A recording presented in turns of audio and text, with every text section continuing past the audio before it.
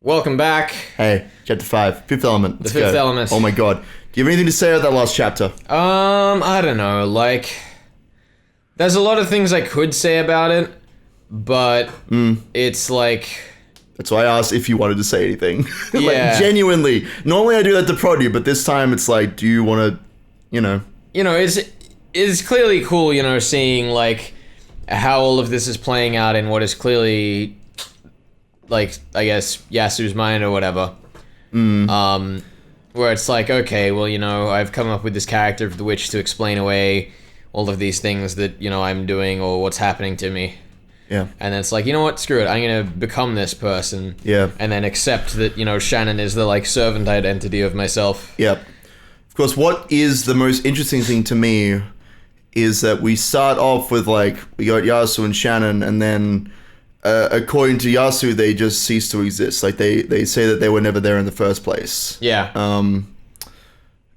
Which is why I don't want to talk about this too much. So we'll talk about this more at the end. But like when you were discussing a multiple personality theory, I brought up the fact that usually when people have multiple personalities, they are not aware of each other, but they even have a conversation. Beatrice and Yasu, soon to be Beatrice, they have a conversation about rewriting the world. This person seems to be very aware of what they're doing, right? Yeah, it seems less like a multiple personality disorder and more like what Maria's doing, where she's like identifying people by behavior rather than physicality. Yeah, I mean, this is something that's popped up throughout the entire novel. Like Maria's doing her occult thing, and Jessica's like she's very aware that she has created another self off the island. Like all of the characters who talked about the idea of creating another self have been very aware of it so far. Yeah. If that makes sense. But the difference, I think, is that with Maria, and with Jessica, we kind of have an assumption that they have like a true personality, I suppose. Yeah. Whereas this person doesn't seem to want that. Like they say, this was my personality. They no longer exist, right? Yeah. It's a very interesting concept. Right here. Let's go. Chapter 5, A New Element. Here we go. Geez, I wonder what it will be. I have no idea. Now let's double check who the narrator is. Yep, okay. Did you check the bathroom amenities? that was the line that we were wondering about. Like, what the fuck? What the fuck is that line doing here? Yep, went down the whole list. Did you make sure they were facing the right way when you set them down? Yeah, of course. Everything's as the list says. Thanks. Genji-sama, the guest rooms are ready now. Good work. Make sure you check over everything with your own eyes, Shannon. Also, Madame has ordered us to change the tablecloth in the dining hall again. My, why again when we all worked so hard to change it earlier today? The color of that tablecloth simply does not fit. Once I saw it against the backdrop of the room, I could see that it matched terribly. We should use a different tablecloth. Oh, and did you make sure to clean the chandelier in the parlor? I don't want to ever start looking up and saying, oh, is that dust and even a spider web again? Do not worry. It has already been carefully cleaned and checked. I will now perform a final check on everything myself. Is that so? Very well. I will also check everything over until the very end. At the very end. Shannon, take the young servants and prepare a new tablecloth. Try to find something white, with a bit more of a clean feeling. Yes, as you wish. Natsu was even more high-strung than normal and walked about, barking orders here and there. Now the sky was beginning to get dark, the servants moved hurriedly about. Tomorrow is the annual family conference. It isn't particularly rare for each of the individual families to visit the island, but this is the only time that they all come together. It's the most important day of the year for both the Ashiramiya family and Rikkenjima. Natsu, who was short-tempered on top of being high-strung, kept ordering the servants to redo this or that since it didn't really look good after all. This would keep going until late into the night. Now that Shannon had many years of... Take it. I'll take it. Now that Shannon had many years of experience and Natsu had put her in a position of responsibility, she was called over many times to have strict orders showered on her. So, when Shannon finished her shower and lay down on the bed in the servant waiting room, she fell asleep almost immediately.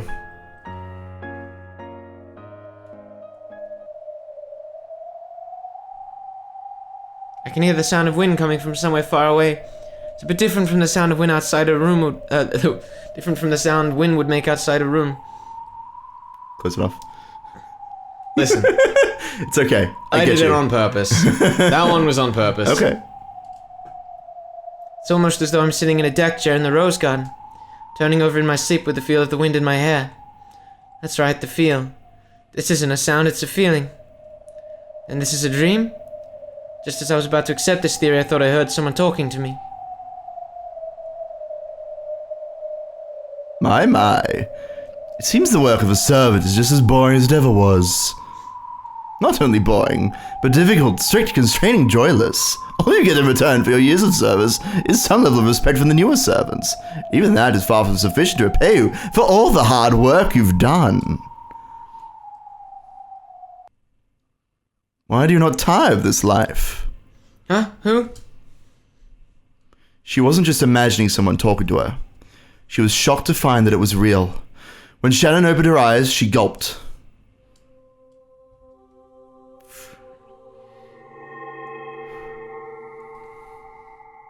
This place. She couldn't say any more. She was literally stunned silent. Shannon, who had been sleeping on a bed, was somehow in a rose garden. However, though this rose garden somehow resembled the rose garden of Rakenjima, it was also completely different. After all, the roses were golden. And it wasn't just the flowers, but the dancing butterflies too.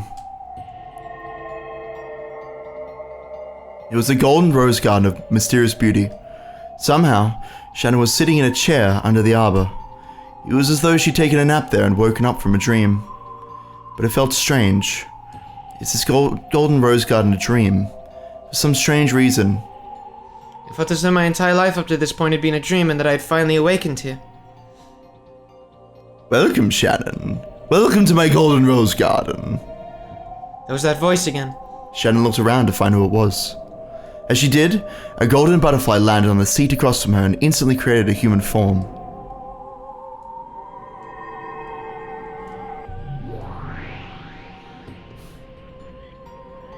It has been quite some time, Shannon. Have you been well? Of course, I know you have been. After all, I have been watching you, all of you, every day. This woman laughed as though she was an old friend of Shannon's. However, Shannon obviously didn't remember this strange gold rose garden, and she didn't remember this person's face either. Indeed. You no longer remember me, do you? Have I forgotten about you? If so, please forgive me. There is no need to apologize. I made you that way, so it is no sin of yours. Let me introduce myself. I am the Golden Witch, Beatrice. Beatrice-sama, the benefactor of the Ishimiya family who the master always speaks of. Not that Beatrice, no. I am the Golden Witch, the one who rules over Rakenjim's night. I am the other master of the match, and the one you always pay homage to. You are Beatrice-sama. You need not fear. The two of us used to be friends, no roommates, did we not? At one time, I idolized you and tried to be the best servant I could. I've always had a single-person room, so I couldn't have had a... When we last parted, I stole away your memory. However, I have not forgotten that we were once roommates. I also remember that I was the one who destroyed our friendship and left. So, as to not leave you alone in the sadness, I erased all of your memories in the very world of our days together. You do not need to understand, but believe this. I have not called you here to do you harm. Isn't this inside one of my dreams? You may think of it that way. Strictly speaking, I beckoned your soul to my garden while you were sleeping, to invite you to be a resident of this world. Beatrice snapped her fingers, and a storm of gold butterflies all rose up around the rose garden. As the cloud of butterflies danced over the table, a gorgeous tea set appeared. There were teacups and a teapot more elegant even than those used by the Ishimiya family. The tea was filled to the brim and had a sweet rose scent, one which Shannon had never smelled before. Before there was even time to be amazed by that scent, Butterflies started gathering one by one on the table, and a tea stand sprouted right out of it. It was like watching a magical mushroom from a fairy tale kingdom grow out of the ground. It was a many-layered tea stand, filled with beautiful cakes like edible jewels. Of course, there were also several lovely light brown scones. The honey truly was golden honey, with bits of gold leaf dancing through it. It seems the Ushumi family holds tea parties from time to time, but those cannot compare to mine. Incredible. I've never seen anything like this. Even if you did, it would only have been as a waitress. You are my friend. I need no waitress. After all, I am a witch. That is more than enough. Come, do not be shy. Stuff yourself to your heart's content. Thank you very much. That was all Shannon managed to say. It would be hard for anyone to say much more after being suddenly invited to such a beautiful witch tea party. Let us begin with black tea. The milk is fresh and the sugar is so delectable that you'd almost want to eat it raw.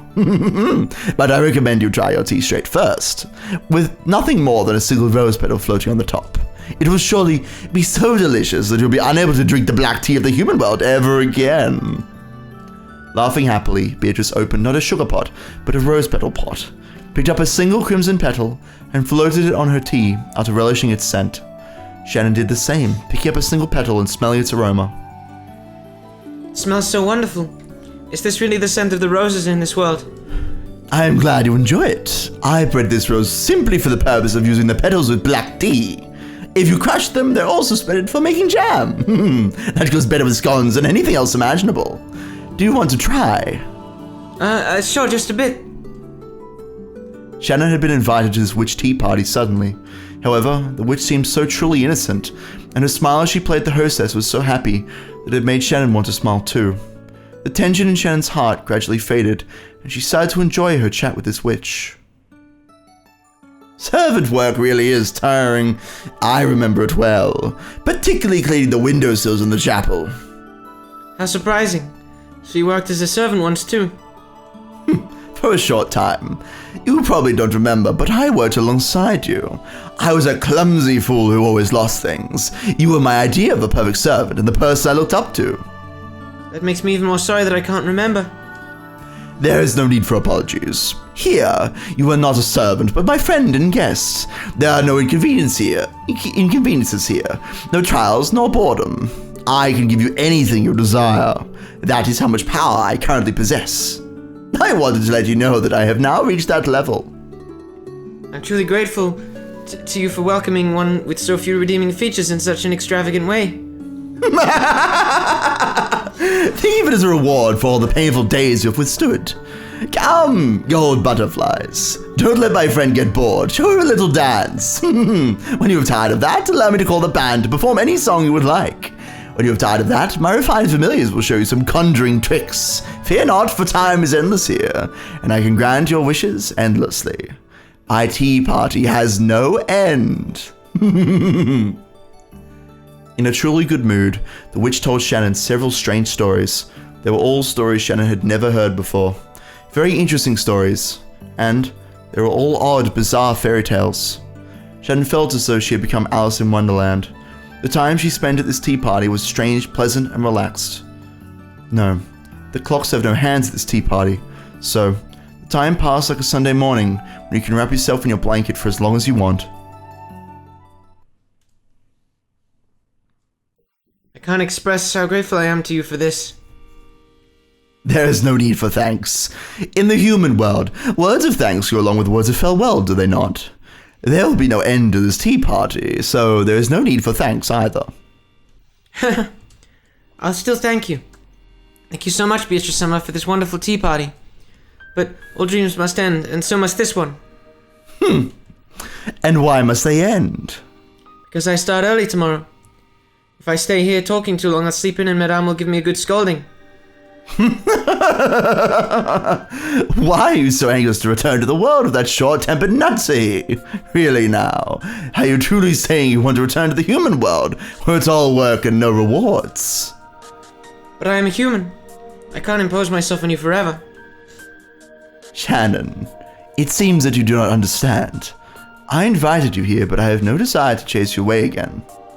Here, time is eternal. You are not obligated to say farewell, not ever. I will never tire of enjoying tea with you. On the contrary, it is quite agreeable to have you here to talk to. I'm grateful for your words, but I am human. I must return to my own world. Why do you want to return to that colorless world where you waste all your time with school and your job and the family works you to the bone? Despite all that, it's still my world. Shannon, does that sort of world really need to be yours? Let me be honest with you. Shannon, I didn't just invite you here. I came to take you home. Take me home? Once, I tried to become a good servant like you. Then, I became fascinated by witches and became one myself, learning all the pleasures of magic.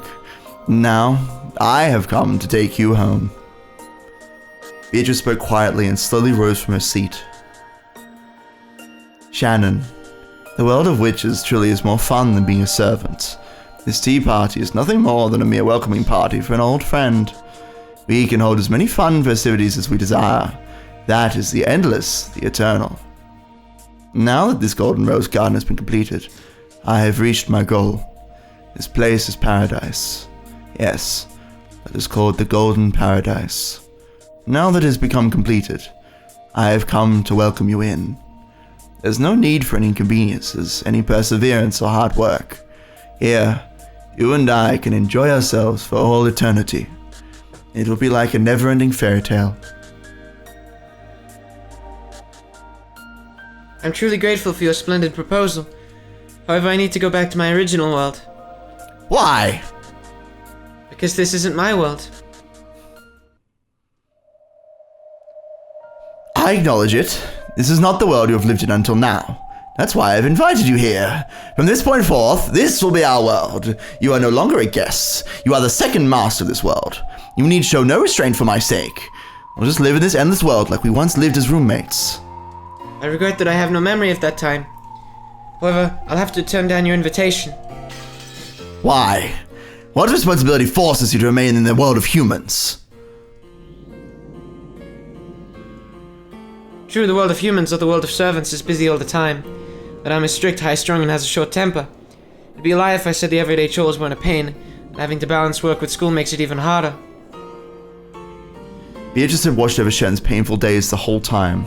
She had seen his constantly tight shoulders heave in a sigh over and over. That was why she'd invited Shannon here, to this golden paradise. She had tried to give Shannon a perfect welcome, to truly make her happy. So, why had Shannon selected her original world over this one? Beatrice was overcome with shock, completely unable to understand. I have given you the perfect welcome to this paradise, and the days to follow will be even more fun. So, since you still choose the human world over all of that, do you find something there that is even more fun than the pleasure of witches? That's right. There are things in the human world that are even more fun than magic. Absurd, that cannot be! Yes, it's true. Shannon's expression was soft. However, her words were firm. There was something wonderfully fascinating in the human world, and that something was apparently not in this paradise, where everything was supposedly just as they wanted it. Absurd. I don't understand. As Beatrice muttered, she shifted restlessly several times. However, no matter how often she said it, Shannon smiled didn't falter, and Beatrice couldn't think of an answer. In that case, it's time for me to leave. Your tea was delicious. I don't understand. I am the Great Golden Witch, the one who can have anything endlessly. You tell me that I cannot give you what you want? Yes. I want to know.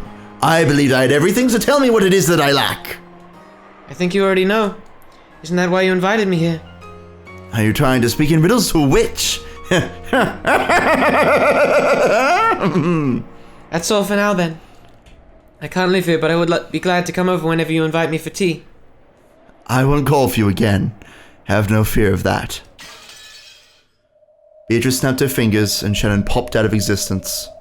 Shannon's soul had returned to the dream of her original self. While humans have many dreams in a night, they can remember none of them. The tea party of this paradise mixed in with many other dreams had vanished. The next morning, Shannon would not remember this tea party. However, Shannon's cup remained there. The witch who had lost her guest and was standing alone looked all the more lonely. The witch dug her fingernails into the tablecloth. That grimace as she bit her lower lip made it clear that she still hadn't solved the puzzle Shannon had left behind. Richie, there's no need to worry about it. A black hole opened above Shannon's empty seat, and the owner of that voice fell out of it. I do worry. Come on. How could she say it with such certainty? Maybe she just wanted to get back to sleep quickly, since dawn is coming soon. What pleasure could Shannon know that I do not? What is this something that can be found in the human world, but not in my paradise? I don't understand. I want to know. Thinking about complicated stuff would just fuel your headache. I can be of service in Shannon's place. Let's enjoy a tea party together. I don't feel like it anymore. I'm bored of having tea parties with you. She's throwing a straight up tantrum. Oh, she's cranky. Thank you. The witch shrugged and laughed, then took a bite out of a scone. She then blew into it, and it soared up like a balloon before finally popping. Golden ribbons and butterflies flew out, but Beatrice didn't appear to notice.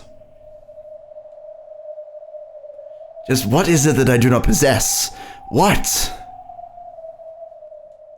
The fifth element. That's it, the fifth element, which surprisingly is not entirely inaccurate.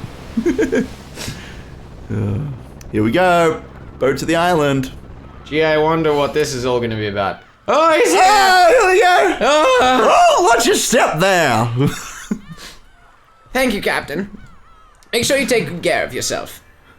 I've got a friend who sells this stuff that's supposed to be great for stiff shoulders. I'll bring you a sample next time. Oh, no need to trouble yourself, but thanks for caring. I love him so much. The best voice, I think that's it, but that was brilliant. Here, Bretts, how long are you gonna mess around up there? Let's go. Is this it? Is he finally gonna give us baby Angie? It's all I want. Hey, Maria. Come down off the boat with Mama. Maria, who rose led by the hand, was still too young for kindergarten. However, she seemed to notice that her cousins, whom she rarely ever saw, were playing all around her. Actually, if Battler's coming, Angie wouldn't even be born yet. And she was very excited. Battler and George had the energy of middle school or nearly middle school kids. Those two, along with Jessica, who had met them on Nijima, were clambering about on the boat. I'm assuming I guess it must be Rudolph, yeah. You okay, Asumu? You really don't like round things, do you? Yeah, Rudolph led an arm to his wife, Asumu. Welcome to Akenjima. Thank you for making such a long journey. The whole family had gathered for the conference. At this point in time, Rudolph's wife was still Asumu, and Angie hadn't been born. Goda and Cannon hadn't yet been employed by the Shumir family, and the witch's epitaph, which would toy with the family's fate, hadn't appeared yet. They probably couldn't even imagine the bizarre crime that they would encounter several years later.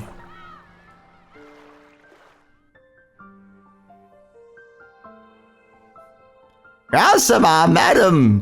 The family has arrived! Good. Should they call for father? Please do. I will go welcome everyone. Oh, Shannon, who cleaned this window frame? It still has dust on it. Quickly, wipe it off. As you wish, madam. Oh, come on. That's why he's making her work so hard again. Just what good does she find in such a limited, ulcer-inducing life? I wanted to know. Shannon, what is it that you have found? And what did you mean when you said I already knew what I was missing? Shannon, is this something I must learn by learning about you? What's different about the day of the family conference on Rikenjima? It's gotta be the noise! There's never this many kids around. Wink. It may have been a tension-filled day for the adults, but to us kids, it was a wonderful day. The only time we got to see all of the cousins we loved. I wanted to see fucking middle school Battler. Fucking short boy. That'd be great. In the summer, we'd play around with our cousins on the beach, and we could even play in the winter. And even in the winter, there were plenty of games we could play. Family conferences were tons of fun for us. Same here. Mom was always yelling about how there must be no mistakes, but to me it was just the day I got to play with all my cousins. After all, there's usually nothing at all to do in Rikenjima. Like when I was still a little brat, I was always jealous of Jessica getting to live in this huge mansion with a private beach. But now I try putting myself in her shoes, it must have been a pretty constricting place to live. Probably. There's hardly anything on Rekenjima. This is the first time Battler's appeared at all this episode, right? He was here at the very beginning to lay the tail into the coffin. Oh, yeah. But I meant like in a non-magical sense. A non-magical sense, you say, as we are standing in a big fucking theater. Like, not Katakana Battler. I know what you mean. Yeah. Not GM Battler. Yeah. There's hardly anything to do or anything on Rekenjima. No friends' houses, no next door neighbors, no neighborhood. If you think of how Jessica must have felt, you have to feel a little sad for her. That's just why the family conference was so special to me. Jumping around, messing around, felt like I was at a festival. We played tricks on each other all the time. Yeah, the adults always talked about adult things and told you to go play somewhere else. And you were 3 cousins about the same age. Of course you'd horse around. No, not the 3 of us. The 4 of us. But I thought Angie wasn't born yet, and Maria was still too young to play with you. You've got it wrong, Furfur. The cousins weren't the only ones at the same age. I love these two so much. Shannon was the 4th. She was about the same age as the rest of us. Mom was always going on about not talking with the servant kids, but Shannon and I started to get close. After all, she was the girl closest to me in age on Rekenjima. All 4 of us played together. We played at every family conference. Right, Shannon? Right. I knew that Madame would scold me if she found out, but...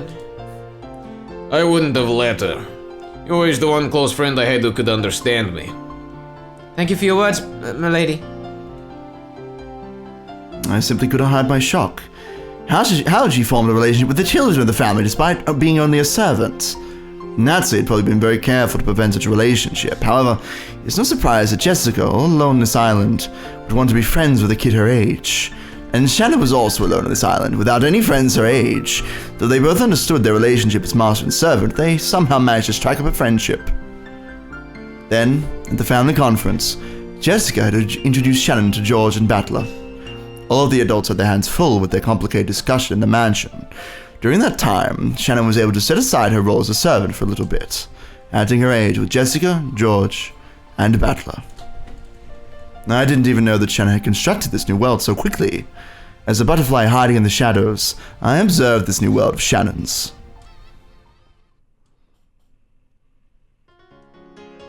That day, we ran all around the rose garden and the beach. Just running around and playing was a blast. Yeah, those are the only times that Shannon smiled like a girl her age. I might have gotten a bit carried away. It's embarrassing. Oh. Battle's insanely huge now, but back then Shannon and I were both taller and stronger than him. Just grew slowly back then.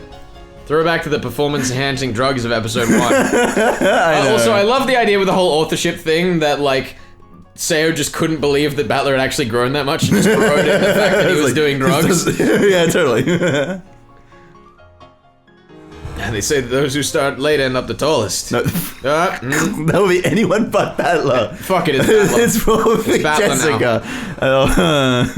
Oh yeah, because Battler was the line It was before. just talking. 20 points. 20 points. I'm glad I was the one who did that.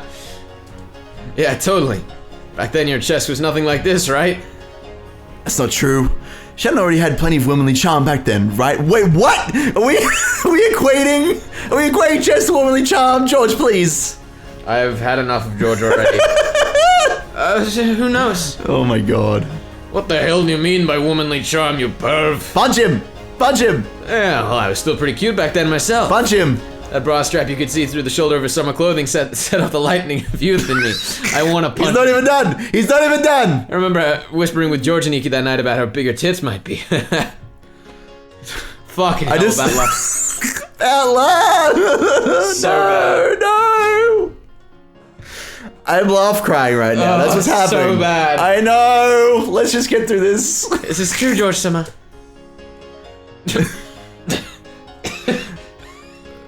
Wait, hold on. I wasn't reading the line. I just actually just. That's gonna be George. George. You were just coughing. I just couldn't. I believe there's been some sort of misunderstanding. All I remember was lecturing him as the older and more knowledgeable cousin about the differences between how boys and girls grow. Fucking George. And so, rather than dirty talk between cousins late at night, it was instead a sign of healthy growth and Yeah, I remember all of us cousins talking about stuff like that until mid. Why is Jessica oh God. About how apparently someone in the next class had kissed someone else, or how you held hands with a girl you liked at summer camp, and about so-and-so who thought you probably liked doing stuff like that. Oh. Damn it, it's so embarrassing it makes me shiver. Oh God. Isn't that nice? No, another sweet page in the book of adolescence. Yeah. The most pure love comes when boys and girls first start noticing each other. That simple pure desire to just be around someone of the opposite sex. The noble first loves. That's wonderful. A bunch of kids thinking and talking about the world of love. Did that sort of thing really happen? I don't know, you tell me, Shannon. Shannon. Don't play dumb.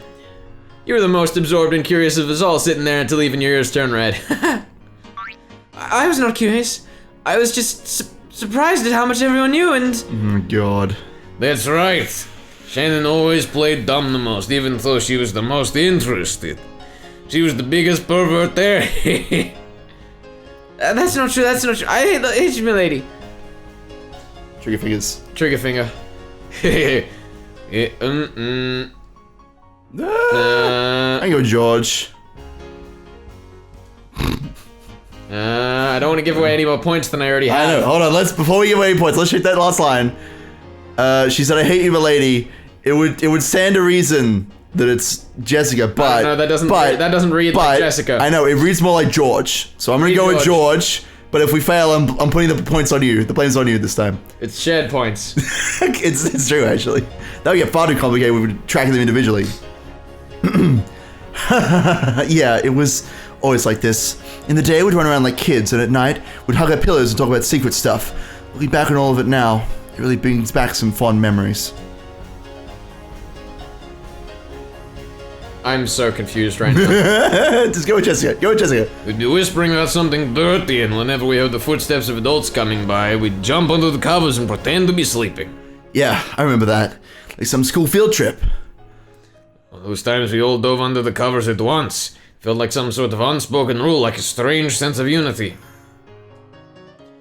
I really liked that feeling. Oh God. Sprites. Well, that wasn't George. Good.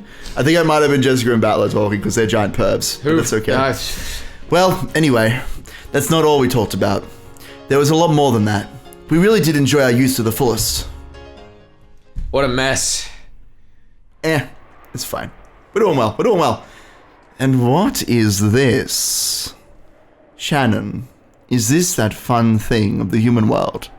Is this incomprehensible messing around the thing you found? A bunch of kids gathered together playing stupid games and talking about trivial matters. Is this the human pleasure you found that surpasses the pleasure of witches? Yes. Doesn't it look fun to you? I wouldn't call it boring. However, I cannot see how such a vulgar game can compare to my paradise, where all wishes can be granted. Interacting with people is a lot of fun. Of course, I also think your world is fun. But even so, I choose this world. I don't understand. I don't understand at all. Beatrice held her head as though she was having a headache. But no matter how much she grimaced, she couldn't think of an answer. I love the narration stuff that's going on here. Like, this is the narrator. Now we're narrating the narrator again. It's fine. It's a mess. It's just... It's a beautiful mess. It's so Umineko. Tell me, what is it you found within this vulgar playing? Do you want to know? I do. Love. Love?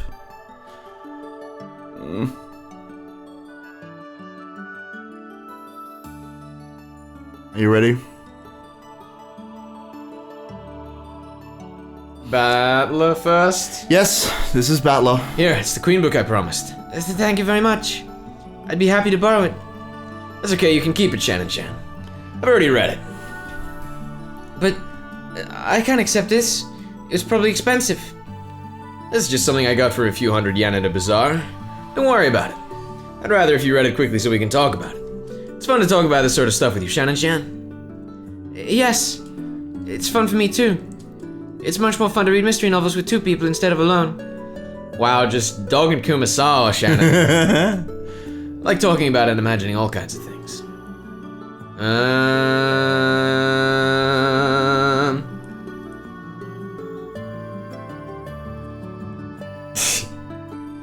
this would be Battler, right? I guess. It's gonna be Battler. Imagining all kinds of things. With mystery novels, reading is only half the fun. My theory is that you can only really enjoy it when you talk with other people who've read it too. Damn straight. Our relationship began when we realized that we both read mystery novels. We were both surprised and very interested to find the other not only read tons of mystery novels, but read them very thoroughly. Ever since then, it's been like this. Separate from the games we played with all the cousins, the two of us met together for some time alone. First it was like a sort of contest to see who knew more than the other. However, eventually this turned into respect for how much the other had read and how deeply they were able to think about it. Respect. Trust. Those emotions made our friendship even stronger. Of course, all of that had still fallen within the category of friendship. We were still slightly aware of the fact that the other was of the opposite sex, making for a relationship that was charming, or youthful, or maybe you could call it exciting. However, we were still at the age when calling us young men and women would probably be a bit too gracious. Of course, we didn't know a thing about love, so we couldn't understand that exciting feeling in our chests, both bitter and sweet, that we only felt when we were together, alone together. However, we realized that there was some unknown emotion hiding behind that feeling. And as our hearts raced, we laid our hands upon the door. That was the exciting age we were at. So, at some point our discussions about mystery novels just became an excuse for us meeting alone. There aren't many mystery novels that care about the why done it. The why done it? You mean the culprit's motive? Yeah. There's 3 points you need to figure out in mystery novels. The who done it, the how done it, and the why done it. A lot of mystery novels deal with the first two, but surprisingly few worry about the final one. I know about many works that take great care to have the culprit confess his motive after he's been found out. It has to be something you can reason out before the culprit confesses or it doesn't count. Personally, I think it's unfair for a person who supposedly didn't have a motive to commit the crime unless it's possible to reason his or her motive out. Who done it? Who's the culprit? How done it? How did he commit the crime? Why done it? Why did he commit the crime? Fucking sprites, my dude. I mean, we're still trying to keep it in the dark, right? I think so. Give answers without giving answers. I think this will be Battler. Yeah, there are a ton of works that ask about who the culprit is and what tricks they used. In fact, almost all are like that. However, I don't think there are many novels that ask you to figure out the motive. Good point. That might be the most neglected of the 3. Mysteries that don't take the why done it seriously really don't feel complete to me. I'm not saying they're boring. It's more like they're missing the important part. I feel like we're getting this the wrong way around. I don't know. Most important part is missing. The heart. Heart is missing. It does kind of work. I think we've got it right. I will say, in the idea in my head that, like, Will is a parallel for Battler here, it makes sense that he's the one that's bringing it up. Kind of, but... I mean, we don't know at this point, unfortunately. Who's that? Was... Shannon, Battler, Shannon. The heart. I think the human heart is a really important thing. If a person's gonna decide to commit murder, plan it out, get everything ready, and actually carry it out, you need an incredibly strong force of the heart. Heart is what moves people. In other words, only the heart can kill a person. When an emotional upheaval grows strong enough to make a person want to kill, the result is the tragedy called murder. If we turn it around, does that mean the true way to close in on the crime is searching for the heart that brings about the tragedy of murder? Only the heart can kill a person. So if a person has been killed, you must search for that heart. That's what he's saying. Yep, nailed it. Nailed it! Told you. Why did you doubt? Oh. That's why I can't really enjoy novels where the culprit is just a homicidal maniac who kills for fun. And you like novels that show a strong enough movement of the heart to lead to murder? That's right. My favorite ones are the novels that let you reason that out. As he spoke, he looked back at me and smiled. Before today, I used to like novels that focused on exposing tricks. However, I decided to look for novels like the ones he recommended in the future. I don't like neglecting the heart. Heart is what makes people... Yep, you... Yeah, you fucked it up. Battler's first, because he's leading the conversation. I don't like neglecting the heart. Heart is what makes people move. Yeah, I think you're right. It's so hard to just fucking talk to myself with no sprites. I know. Good luck. This isn't limited to the mystery genre. All humans are moved by their hearts all the time. Being able to notice the heart is what allows for interactions between people. No interactions between hearts. None of us humans can live on our own. And yet we have no way of peeking into the hearts of others. That's why every meeting between people is a mystery of the heart. Finding those, reasoning about them, and understanding each other is the key to interactions between people and hearts. Two of us are here all alone, talking about mysteries. And through that, we're searching out each other's hearts, speaking of the heart's mysteries. I want you to feel about me the way I feel about you. We're both searching, trying to figure out the depths of the other's heart in this mystery of love.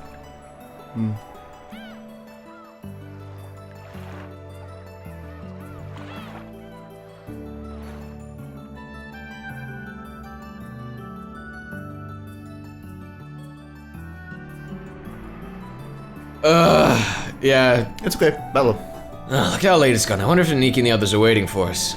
Yes, we should probably go back soon. Time seems to fly by when I'm talking with you, Shannon-chan. You seem to be speaking the words of my heart. We were thinking the same thing, so the words came out. It's gonna be Battler. I guess They're alternating. I wish we could talk like this forever. I hate clocks. Same here. Talking about this stuff with you is the most fun part of— Oh no! Okay, that was a fuck up. That 2 was, points. That was my bad. Oh. Talking about this stuff with you is the most fun part of coming to Rikenjima. Sprites, please! This is good fun. I think that everything up until this point has been correct. I think so. I think we're good. 90% of it was right. When I saw his smiling eyes were looking right at me, I turned away. I couldn't let him see my suddenly red face. If only I could leave this place, I'd be able to read so much more. The bookshop on Najima that I go to and the bookshop he goes to in the city are completely different scales. The book exchange between the two of us had become completely one-sided, with him giving me all the books.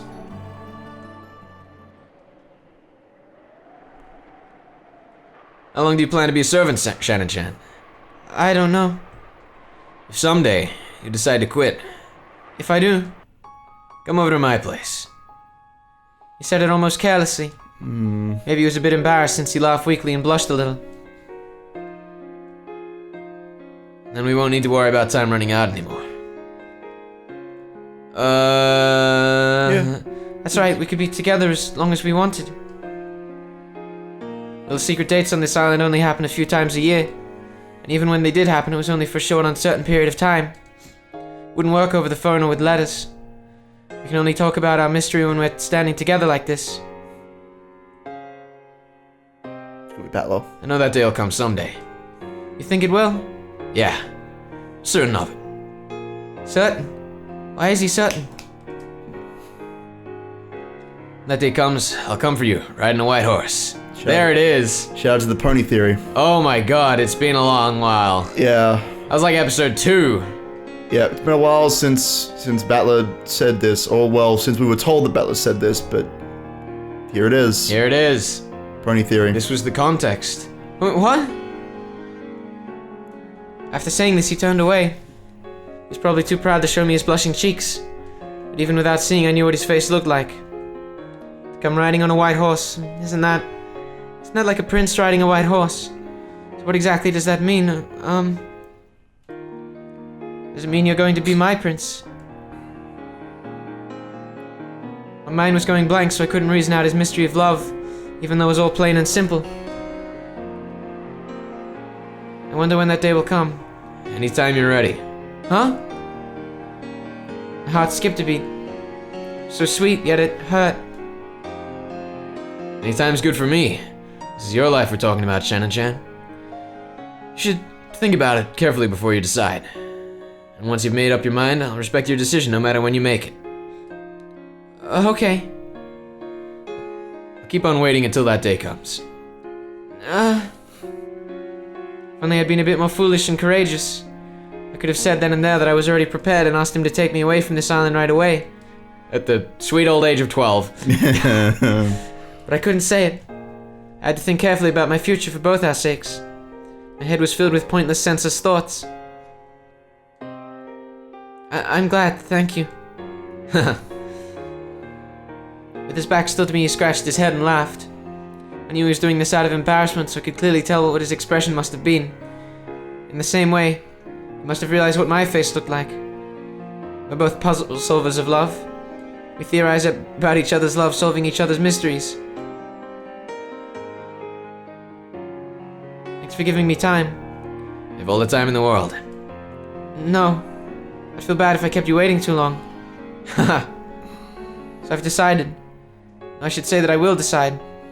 I don't mean that I'll quit my job today, right now. Yeah, 1 year. 1 year from now. A year from now, you still feel like coming for me on a white horse. And me too. If I still like you in a year from now, I'd like to dedicate the rest of my life to you. 1 year from now, right here, I'd like to make my decision. A year, huh? Sounds good. Spring, summer, autumn, winter. It's a good amount of time to look honestly into your heart. So next year, please come for me, okay? Yeah. You responded to my cowardly determination with a quick, strong answer. I'll be waiting I'll be waiting for that day to come. Yes, I'll be waiting too. Make sure you come, okay? Yeah. Don't forget. Come here next year, okay? Don't forget. They're really just hammering this one home. I know. It's almost like we know what's about to happen. I know. Yeah. I'll come, that's for certain. Right in the lambda. I'll meet you here. That's for certain. Man, it's almost that's why Lambda seems to be kind of a bad guy in the first 2 episodes. Because certainty's the enemy, and miracles is hopeful. Maybe. I see. So, this emotion that feels like sweet suffocation is love. It is an emotion I do not know, one I do not have. Though my magic can grant any wish, though my paradise can grant any wish, that thing I cannot have, that incomprehensible emotion that burns like fire, and yet, madly, one wants to hold it close. All I know is that no matter how great a witch I might become, I cannot create this emotion. It must be given by another person. For the first time, I realized that I wasn't all-powerful. And I knew what Shannon had discovered in the world of humans. This emotion, it's just too much. Once you felt it, there's no forgetting it, is there? Shannon. You win. Love, is it? It may be the most important element, and the one that I lack. Shannon, I'll watch and see how your love develops. So please, teach me more and more about this new emotion. There's a chapter end. Yeah, I think, despite the Shattering Mirror, we should have just waited for the title slate. Yeah, it's fine. We got some laundry done. It's all good. They weren't meant to know. It was meant to be a perfect cut. You've spoiled Oh it. no, I spoiled everything. Ruined it. It's fine. Well, there you go. I guess we'll see you guys in the next chapter, unless you have anything to add to I don't know. I think it's all that right now. that's kind of one of the, like, as we were going through and doing all of this flashbacky nonsense, that was one of the things I really wanted to see. Yeah. Like, it was something that you'd kind of, well, you could kind of reason out that it had happened by all of the foreshadowing of it. Mm-hmm. So it was really cool to actually get to see it. Yeah. Like, there's a certain scope in it, which you were talking about a bit ago, about how it's like, it's super far-fetched. It had never really happened, and that's also a bit of like... Well, I think that the kind of the interesting thing to remember is that this is someone telling a story. Like, that's what all that, like, even the narrator is being narrated in this tale that we're being told now. So even though this is the truth, right? This is the truth about this character and how they came to be. Like, all that stuff about erasing this character erasing themselves from the world of Shannon, like, that kind of happened. A witch actually, like, jumping around and making things disappear, like, that kind of happened, like, the key trick. There's obviously something going on there. I'm not going to tell you what it is, because this is the fun of it. But, like, clearly, this is not 100% the truth, but it is the truth, right?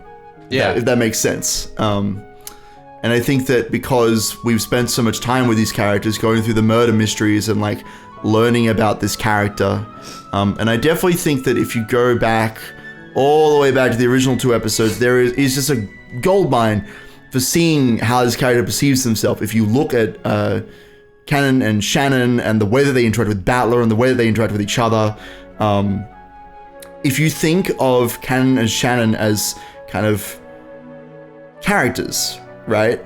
Yeah. You can learn a lot about this person. Because obviously something that was touched on was that this person suffered a horrible fall and they don't want to look at themselves in the mirror and all that sort of stuff. There's clearly some stuff going on there.